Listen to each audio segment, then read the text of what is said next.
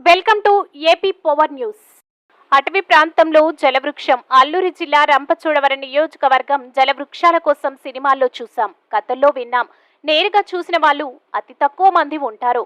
భైరవ ద్వీపం సినిమాలో జలవృక్షం గురించి అందరూ చూశారు. నిజంగా చెట్ల నుండి నీరు ఇలా వస్తుందా, జలవృక్షాలు ఉంటాయా అనే అనుమానాలు కలిగాయి. కానీ ఇది నిజం, జలవృక్షాలు ఉన్నాయి. ఈ విషయాన్ని అటవీ శాఖ అధికారులు స్పష్టం చేశారు. ఈ జలవృక్షాల గురించి రంపచోడవరం డిఎఫ్ఓ నరేంద్రన్, గోకవరం రేంజ్ అధికారి దుర్గకుమార్ తెలిపారు. శుక్రవారం దేవీపట్నం, రంపచోడవరం అటవీ ప్రాంతాల్లో అటవీ శాఖ అధికారులు పర్యటించారు. కింటుకూరు బేస్ క్యాంపు పరిధిలో వివిధ రకాల పండ్లను, చెట్లను పరిశీలించారు.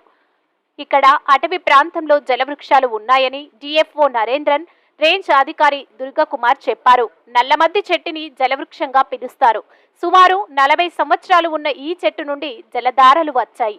ఈ నీటిని డిఎఫ్ఓ నరేంద్రన్ తాగారు. జలవృక్షాన్ని కనిపెట్టడానికి కొన్ని ప్రత్యేక గుర్తులు ఉంటాయని, అన్ని చెట్లకు నీరు రాదని అన్నారు. దట్టమైన అడవి ప్రాంతంలో ఉన్న ఈ చెట్లకు మాత్రమే నీరు వస్తుందని, ఒక్కో చెట్టు నుండి 5 నుండి 10 లీటర్ల నీరు వస్తుందని చెప్పారు.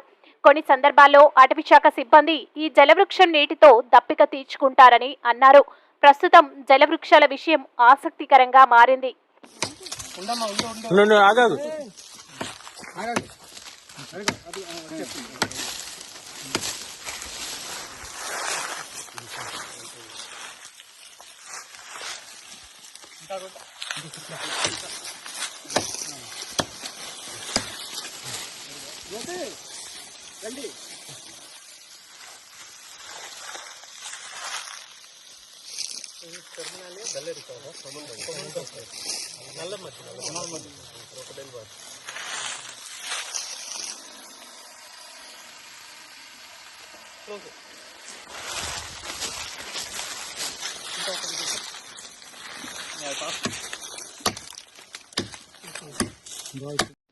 Please subscribe our channel AP Power News.